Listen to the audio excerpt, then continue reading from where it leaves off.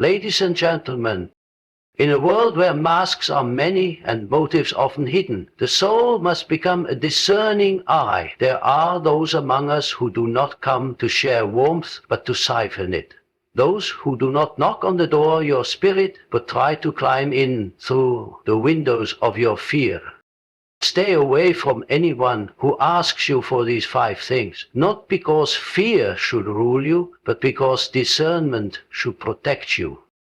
1. Stay away from anyone who asks you to betray your inner voice. The voice within is ancient. It is older than language and deeper than thought. It is the whisper that knows when something is wrong, even before your mind can name it. If someone asks you to silence that voice, to override your instincts in the name of obedience, convenience, or love, they are not asking for trust. They are asking for surrender, and no soul should be asked to surrender itself. 2. Stay away from anyone who asks for your guilt as currency. They may not use the word "oh," but it will hang in the air like smoke. "After all I've done for you," they'll say. Or worse, "if you really cared, you would. This is not love. This is a transaction disguised as loyalty." The one who trades in guilt is not seeking companionship, they are seeking leverage. Do not offer yourself on that altar. 3. Stay away from anyone who asks you to kill your dreams. They might laugh at them. They might call them unrealistic. They might say, "You're not that kind of person." What they mean is, you're not allowed to become someone they can't control. The dream is not just an ambition. It is a manifestation of the self in motion. To kill a dream is to deny your becoming. You owe no one the burial of your own growth. 4. Stay away from anyone who asks for your silence when truth is burning inside you. Whether it is to keep the peace, protect an image, or uphold a lie, silence can become a tomb. Truth wants to live, not because it is easy, but because it is free. If someone fears your truth, it is not your silence that will save them. It is their own reckoning that must come. Do not smother your flame to warm someone else's illusion. 5. Stay away from anyone who asks for your submission without offering their soul in return. There are those who speak of partnership but seek only subjects. Those who call it love but mean ownership. They will take your time, your devotion, your presence, and leave your essence untouched, unseen, unloved. Do not give your crown to one who has never bowed before the mystery of who you are. My friends, the true connections in life do not demand your disappearance. They do not ask for your guilt, your silence, your compliance, or your betrayal. They stand before you, naked in their own truths, inviting you not to lose yourself, but to find each other in full presence. Guard your fire, trust your depths, and walk away without guilt, without drama, without fear from anyone who tries to dim the divine that lives in you. The inner voice is not merely a whisper, it is a living presence within you, a part of you that exists beyond the reach of social influence, cultural norms, and the expectations of others. It is the deepest connection to your truth, your essence. The moment you betray it, you are not just betraying an opinion or a thought, you are betraying the very core of who you are. From early childhood, the external world begins to shape us. Our families, schools, communities, and society at large tell us how we should behave, think, and feel. We are conditioned not only by what is said to us, but by what is left unsaid, the expectations we feel that are imprinted into our subconscious, the silent rules that govern behavior, the subtle ways in which we are taught to seek approval or avoid disapproval are often more influential than any spoken command, and in this dance of external influence, the inner voice, the essence of who we truly are, can become drowned out. It can be muffled, repressed, or even entirely forgotten. But deep within, the inner voice does not disappear. It is persistent. It is relentless in its truth. It may come to you as a feeling, a sensation of unease when you are asked to do something that does not align with your authentic self. It may speak to you in images, dreams, or a deep knowing that something is wrong, even when logic cannot articulate why. In these moments, your inner voice is not a suggestion. It is the echo of your truest self calling you back to alignment.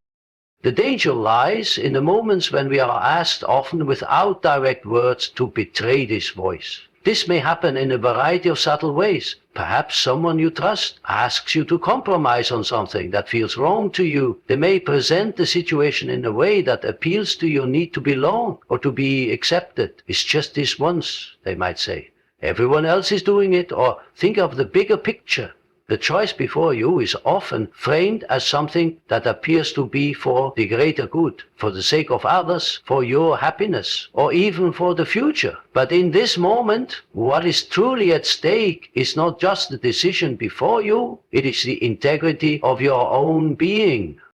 When you betray your inner voice, you are not only betraying yourself in that moment, but also diminishing the foundation upon which you stand. It's as though you are giving up a small part of your soul each time you make a decision that disregards that inner knowing. These small betrayals may seem insignificant at first, but over time they accumulate. The once clear connection to your inner wisdom begins to grow dimmer. Each time you ignore the voice that is urging you to take another path, you lose trust in yourself. You stop listening to your own truth, and this loss of trust becomes a silent fracture in your soul.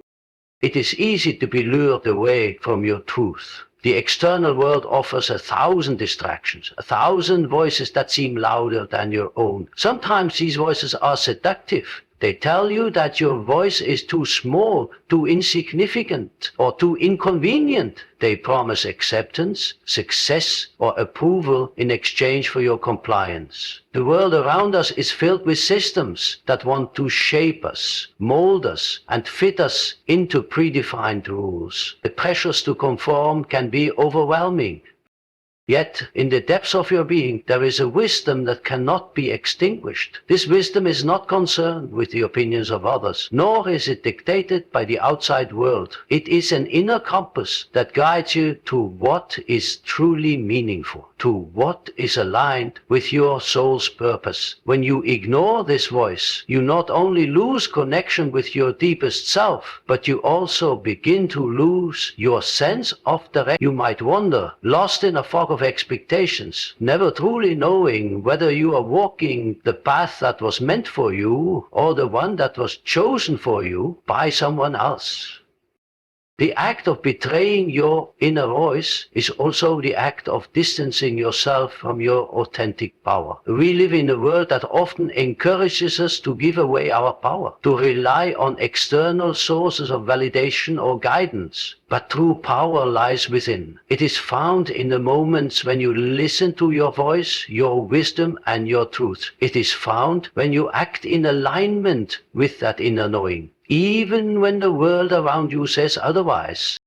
The price of betraying this voice is not just an existential one, it is deeply psychological. The psyche, in its infinite wisdom, knows the difference between what is true and what is false. When we betray ourselves, our psyche becomes fragmented. We begin to live in a state of inner conflict, torn between the truth of who we are and the illusion of who we are expected to be. This conflict manifests in anxiety, depression, or a sense of emptiness. It is as if the very fabric of our being is unraveling thread by thread.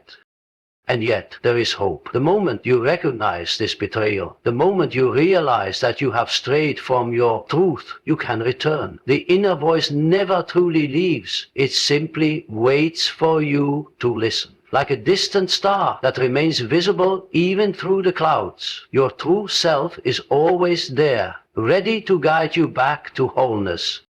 There is a subtle kind of darkness that wears the mask of care. It does not strike with fists or shout with threats. Instead, it seeps in quietly, speaking in the language of guilt and fear. It disguises itself as love, concern, loyalty, or tradition, but its true intention is not to connect, it is to control. And the most common tools it uses are invisible. The invisible debts of emotional obligation and the invisible chains of fear. Manipulation through guilt is not always overt. In fact, the most dangerous kind rarely is. It arrives cloaked in warmth, in familiarity. It often comes from those we love most deeply, those whose voices we've internalized as our own. It might be the parent who says, "After everything I sacrificed for you," or the partner who sighs, "You're just not the same anymore." It might even be the friend who reminds you how much they've always been there, just before asking for something that doesn't sit right with your spirit. These aren't just casual words. These are hooks. Hooks designed to pull you away from your center and toward their will. What makes guilt so powerful is that it uses your own conscience against you. It doesn't need to impose authority or enforce rules. It only needs to awaken your inner need to be good, to be worthy, to be seen as kind, as caring. It whispers, if you were really a good person, you wouldn't say no. And because no one wants to see themselves as selfish or ungrateful, we bend, we stretch ourselves past our boundary. We carry weights that were never ours. And over time, we become weary, tired, not just in body, but in soul. Fear is guilt's twin, where guilt looks backward, reminding you of what you owe. Fear looks forward, warning of what might happen if you don't comply. It says, what if they leave you? What if they turn others against you? What if you're alone? It fills the mind with illusions, playing out worst-case scenarios that freeze your spirit and cloud your discernment. In this way, fear keeps you small. It cages you in imagined futures that rob the present of its clarity. Together, guilt and fear become mechanisms of subtle domination. You might not even realize it's happening, especially if you've been conditioned from a young age to prioritize others' needs above your own. You may mistake this manipulation for love, for duty, for loyalty. You may even feel proud of your ability to always be there, even when being there costs you parts of yourself you cannot afford to give away. But underneath that pride is often a quiet ache, a resentment you don't know how to voice. And over time, this silent resentment corrodes your joy, your freedom, your authenticity. What must be seen clearly is this. Anyone who consistently asks for your time, your energy, your presence, your loyalty by invoking guilt or fear is not nurturing your soul, they are draining it. They are feeding off the parts of you that feel unworthy unless you are constantly giving, constantly proving, constantly pleasing. This is not love. It is a transaction, one where you are always paying and they are always collecting. Real connection does not require you to bleed to prove your value. It does not measure your worth by how much you sacrifice. It does not make you feel small when you choose yourself. True love, whether it comes from a partner, a friend, a parent, or a mentor, will never ask you to abandon your well-being in service of someone else's comfort. It will not guilt you into silence, nor scare you into submission. True love understands boundaries as sacred lines that protect, not walls that divide. But to see manipulation clearly, you must be willing to face uncomfortable truths about others and about yourself. You must ask, why does this guilt affect me so deeply? Why am I afraid to disappoint this person? Why does saying no feel like betrayal? Often the answers lie not in the current relationship, but in the echoes of earlier ones. Perhaps you learned to associate love with sacrifice. Perhaps you were taught that being good meant being agreeable, accommodated, quiet. And now, as an adult, you continue to live by those unspoken rules, even when they no longer serve you.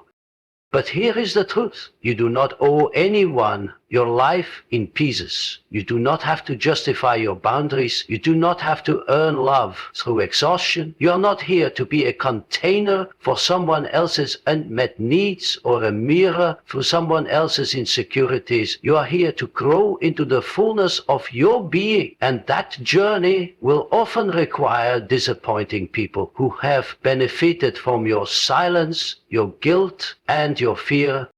Walking away from guilt-based dynamics is not cruelty, it is clarity. Choosing yourself is not abandonment, it is alignment. And standing firm in the face of emotional manipulation is not selfish, it is sacred. It is the act of saying, my soul is not a currency, my love is not negotiable, my love is not a tool to be used against me. There will always be those who try to take more than they give, who use your empathy as an entry point to your energy. But once you awaken to this, you cannot go back to sleep. You begin to see the signs sooner. You recognize the patterns. And eventually you remember that you are not here to be someone's emotional provider, savior, or source of power. You are here to be whole. And so stay away from anyone who makes you feel guilty for living in your truth or afraid to walk in your light. That is not love, that is control. And you were never born to be controlled. You were born to be free. There is a quiet death that happens long before the body dies. It is the death of a dream, a vision, a calling, a flicker of something sacred that once lived inside you. It's not always a dramatic moment. Sometimes it's just a sigh, a slow turning away from what once set your soul on fire. And far too often it happens because someone, perhaps with a smile, perhaps with concern, asks you to let it go.